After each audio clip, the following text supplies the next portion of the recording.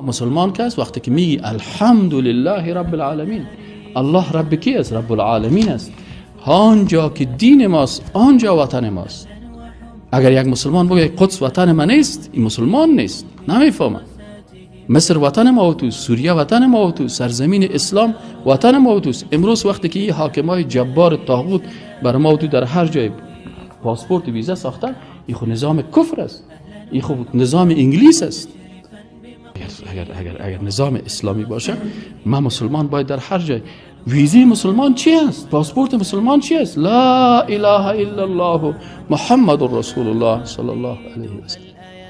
این البادی مردمایی که دین نمیفهمن، فکر ندارن، دانش ندارن، اندیشه فکری ندارن، اندیشه سیاسی ندارن، نظام اسلام نمیفهمن. از این خاطر این مردما هستن با چی هستن؟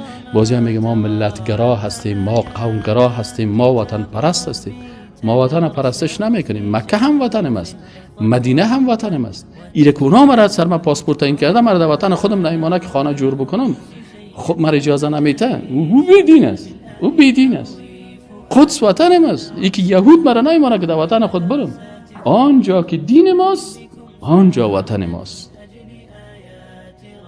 از این خاطر مسلمان باز چیزا نداشت. تا چند قرن پیش وقتی که نظامای طاغوتی نبود، واقعا نظام خلافت اسلامی بود، مسلمان افغانستان اینجا حرکت میکردن، تو راستن میرفت 6 ماه در راه میکرد. از اون طرف پس از مکه تا اینجا میاد، نه کس ویزا پرسانش میکرد، نه پاسپورت پرسانش میکرد. وقتی که نظام انگلیس آمد، نظام انگلیس مسلمان‌ها رو تکه تکه کرد، قومی جورش کرد. تاجیکستان، ازبکستان، ارمنستان به نه، این تقسیم انگلیس است، تقسیم اسلامی نیست. انسان مسلمان به این تقسیم بندی ها هیچ وقت از نگاه عقیده ما باور کردن نمیتونیم.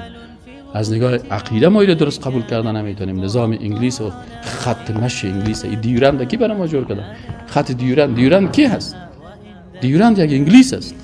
ما دم مخططات و دم برنامه ها و دم پروژه های انگلیس میریم، چرا فکر نداریم؟ بی فکر هستیم. متوجه هستین؟ این حالی مرتضی صاحب در تلویزیون ها میخیزن میبرن به نام چی؟ به نام از اینکه ما مسلمان هستم، قوم خوش دارم، ما افغانستان خوش دارم. او شیر آقا لوده، تو مسلمان هستی، بیا در وطنت باش. نیست ما در اونجا شیشتیم، از اونجا بر ما فتوا را صادر میکنه. این حال ای چیست؟ این مردم های خارج از دین هستن و اینا بسیار خطرناک هستن، چون اکثرا پروژه های دشمن های اسلام همی است که یک تعداد مردم از دین میکشه، از عقیده میکشه. باور بکنین او کمونیستی که 30 سال پیش کتاب لنین خوانده، امیال اگه 500 رکعت نماز هم بخونه، لکن کله شورمو کله لینی نیست. یا نفس ان لم تظفری لا تجزعی